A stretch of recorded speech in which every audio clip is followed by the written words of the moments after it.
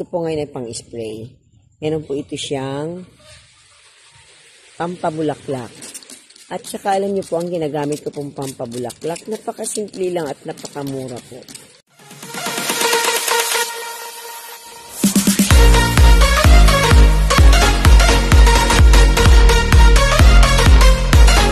Ayan, magandang hapon mga plantitas.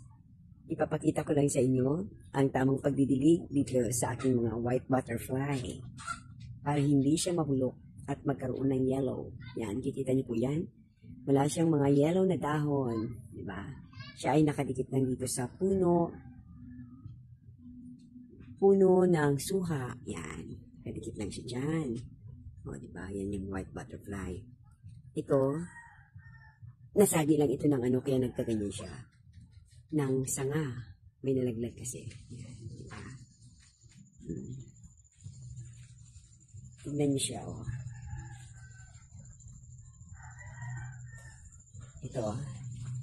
Ito ay hindi siya dilaw, guys. Yan.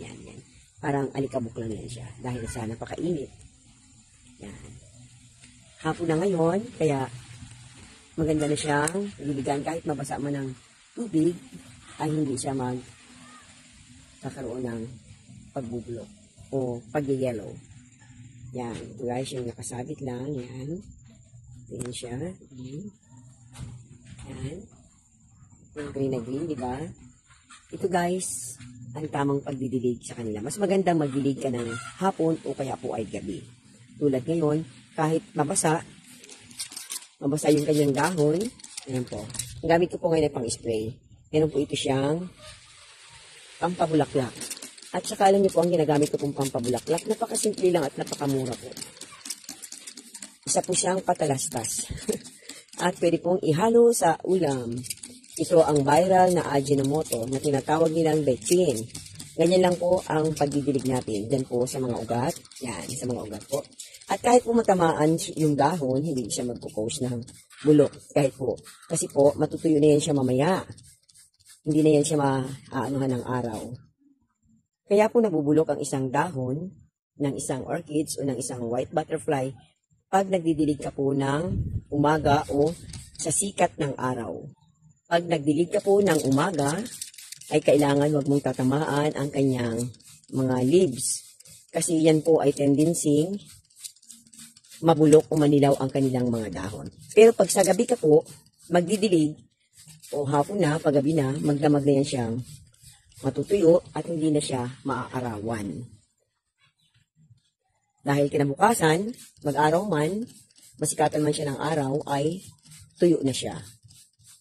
Yan lang po guys mga ugat. Gawin din po sa mga ordinary na orchids. Kailangan po ay sa ugat lang siya tatamaan. Yan po siya. Para ang kanilang mga dahon ay maging masigla at green na green.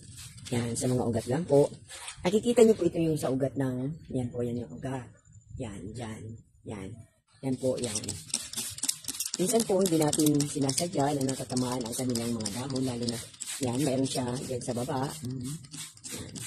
Kaya mas maganda pong magdilig sa hapon o sa gabi. Yan, kung maliwanag man po sa inyong bakuran, ay pwede po. Yan. Yan po. At yun po, mayroon po dito sa taas, diba?